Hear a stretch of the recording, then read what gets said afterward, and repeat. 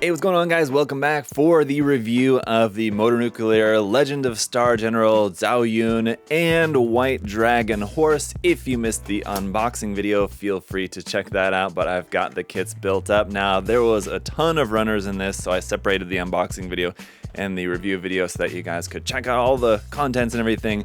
And now in this video, we're going to check out the kit. And the kit took quite a while to put together, just from cutting out all the parts. There was a ton of parts because you basically have two huge kits that you're building in one big package. As you guys saw in the unboxing video, the box was huge and there was a ton of stuff in it. So it took me forever to get this all built up, but I got it. And it's pretty impressive for sure. So that's what we're gonna check out here for today's video. We'll start off taking a look at our accessories and everything that we got included in here. Take a closer look at the kits themselves, and we'll check out how they're gonna look all combined and posed up and everything. Let's go ahead and get started. And before we do, for a quick size comparison, here it is with the recently reviewed Master Grade Zaku Mine Layer there for a comparison to a 1/100 scale Gundam kit. As you can see, definitely gonna be quite large. I wouldn't necessarily say that it's as big as like a perfect grade, something similar to like around 1/72nd scale in terms of comparing it to like the size of a Gundam model, for example. The horse, as you can see, just absolutely towering over anything in 1/100 scale. And so for Zaun here, the first thing we're gonna have is a whole lot of hand option parts. Now, all of our hand option parts are just gonna be swappable, but they're all going to share the fact that they have a thumb on a ball joint and then the fingers are swappable. But we've got here a set of like some sort of like a kung fu kind of pose hands here with a bent back wrist like that. The wrists are not articulated on these two, by the way. Other similar versions of that like this with just the two fingers out like this, and again these ones do have that wrist that's bent back there at an angle. And then we've got weapon holding hands for both the left and the right side, and there's two different types of weapon holding hands, one like this with all four fingers just straight, the other one with the trigger finger extended like so. And then there's two different types of backing. So this is all like options. You can have them both with the bent wrist, both with just the straight wrist in there like that. All the wrists are just, all the rest of these are just on ball joints. And then just like the rest of these hands, these are all for the left and the right side. We've got two different types of open hands, one with the fingers outstretched, one with just sort of more like a kind of resting pose there. And you'll notice that these don't have the backings on them. We don't have enough backing parts for all of the different hand option parts, but you'll just have to swap those just depending on what you're gonna be using on the kit. We've also got a set of just open flat hands here like this, and then just our set of closed fists, which is what I've got there on the kit at the moment. And if we go around here onto the back of the kit, there's two parts on the back part of the shoulders that are removable. It's this little corner piece right here, and it's kind of tight to get out of there, so I would maybe recommend just leaving that out from the start, because what we're going to actually plug into there is one of our two long kind of braid type of looking parts here, which should look really nice. And so we've got two of these, one for the left side, one for the right side, and there's a number of different ball joints in here that will allow these to move and pose and bend, and they look really nice. And then the overall length is going to be over 25 centimeters, so quite long as well. This will just plug into the back of the shoulders there like that. And then for weaponry, we've got the sword here. Now in the sheath, this is about 21 centimeters in length. We have an attachment piece here on the side, which is removable. You can pop this off there if you want, but that just pops on there, and then you can connect this onto the side skirt. Basically what we're gonna do is just pop off that little gray piece right there, which again, if you're planning on storing the sword on here, I would just maybe recommend not putting that on from the start, because I think that one's also gonna be kind of tricky to get off there. But back to the sword anyway, a lot of really cool detail on here with that gold, with the gold accents and those clear parts in there, and then this will just pull out of there like that. You have these couple of clear parts like inlaid in the handle too, which look really cool, and then our blade just being that long, clear blue-green part. And overall, gonna look pretty nice. I actually kind of like it here with this part on there like that, and just use it as sort of like a blunt, sort of like club weapon. I think it looks kind of cool, but anyway, out of there, just in hand, this is gonna look really nice. Does have a really cool effect to it. But then we've also got the lance or spear weapon here, which is a staggering 39 centimeters in length, so it's really, really long. And again, this one too has a lot of great detail on there with all the different color separation and the clear parts and everything on here. It looks really nice. And then it's onto the end of here that we're gonna attach these kind of like effect parts here, these lightning energy kind of looking effect parts. There's three of these that will attach around the outside of the lance weapon and are gonna look really cool in effect. But this doesn't have anywhere to store on the kit when not in use or collapse or anything. You just have this long handle with a number of different hard points around there for plugging into the hand. So we should have no trouble getting like a two-handed grip on this, but there's nowhere to store it when not in use. So you're just gonna have to keep this in the hand or something. Lastly then, for the main kit, for the Zaun part of the kit, we have the display base, which is kind of this simple hexagon base. This part here works very similar to like a Bandai action base. There's this little lever that you can pull up that you can adjust the angle here and then pop that down to lock that in place. And then a lever on the top too that you can open up to release that to adjust the height of this. So you can extend that out pretty far here, and this is going to be up so high that, I mean, the kit is pretty heavy, so I would be a bit weary about having the kit up so high, but you can get that up to be pretty high like that. And then for adjusting the angle right here, we have one of these systems where you can push that pin in and that frees that up to be able to move. Well, actually that locked it, so push it that way. That frees this up to be able to move. You can rotate the position of that. And then when you got it in position that you like, you just push this pin back the other way to lock that into place, and now it's not going to move. You'll also notice we do have this kind of nameplate part on there. That is optional. You can pop that out of there, just have that on.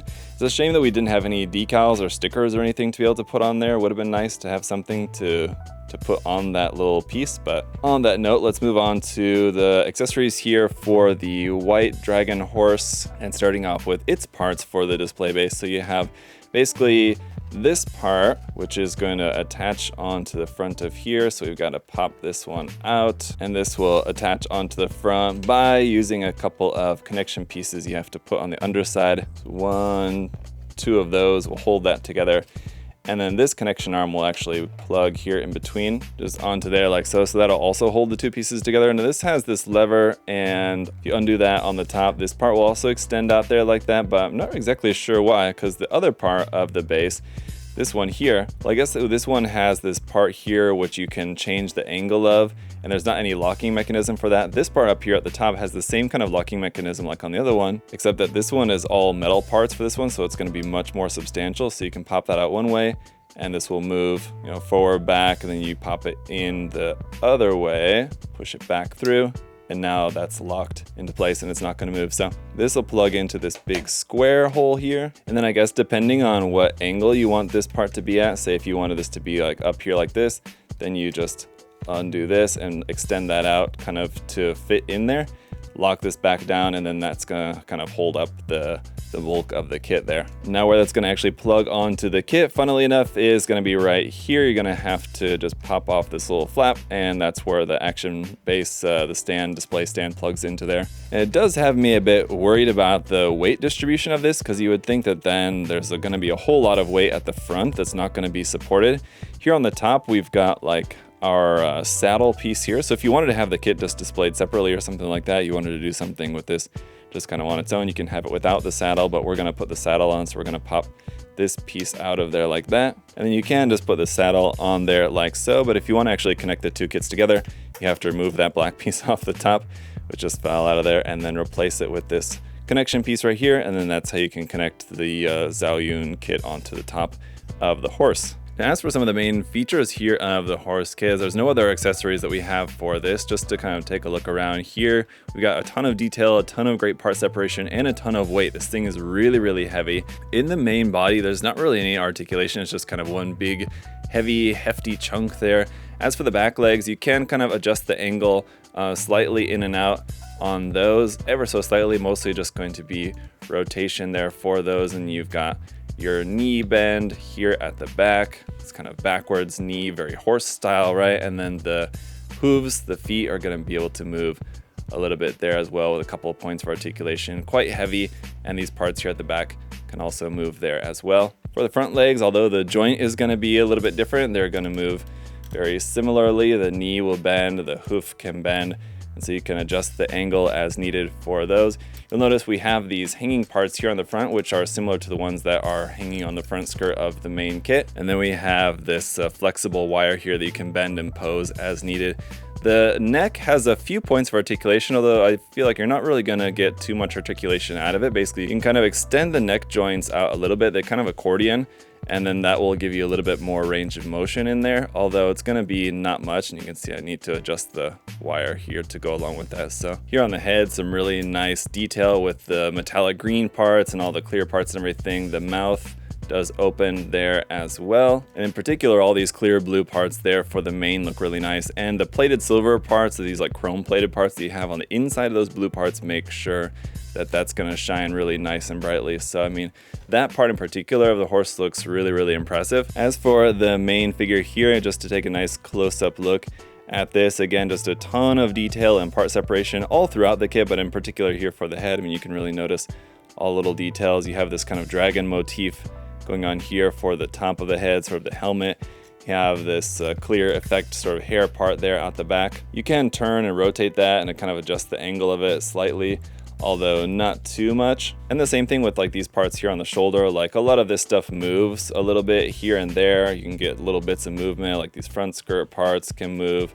This part here at the bottom is like kind of separated, so you can get some nice looking movement out of that. And then again, I like these parts that are just kind of hanging loose on there. That make for a nice looking effect. The side skirt is also made up of a couple sections. There's like a top section, a middle section, and this bottom section that hangs like that. And then you have these clear blue parts out the bottom of there too. Those can be individually articulated, so there's a bunch of stuff that has like little bits of articulation. As for like the main kit, it's going to have all the like basic articulation that you would expect for a metal build style, like a large or master grade style mecha model kit, and a lot of this stuff's like really pointy, so it's a little bit hard to handle just because of how pointy and everything is, and like the joints and everything are like really stiff, which is what you would want for something big and hefty like this, but not to the point that they're like, you feel like you're gonna break anything. Also not to the point that you feel like after bending them a couple times, it's already gonna be like then super loose. But I get the sense this is definitely like a display model that is gonna be kind of tricky just because of how like stiff everything is, and there's all these little parts and everything that you kind of have to adjust. It's definitely like a display model that you're gonna wanna like try to get it in a pose that you're happy with and then basically just leave it there. It's not gonna be a very fun kit to have to, if you're wanting to like pose and repose a whole bunch of times and try to do like a bunch of different stuff with it.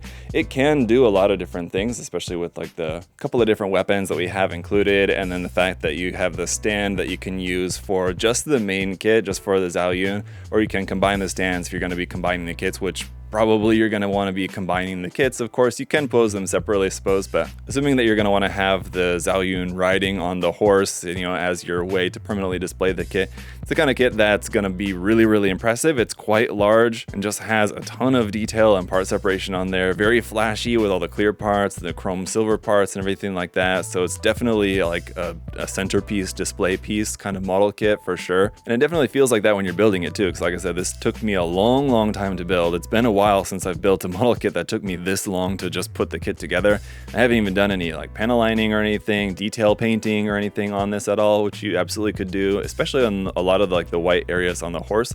There's a lot of details on there that you could bring out with some panel lining and all that. We don't have any decals included, but throwing some decals on there too could also look kind of cool. So there's even more work that you could do with this.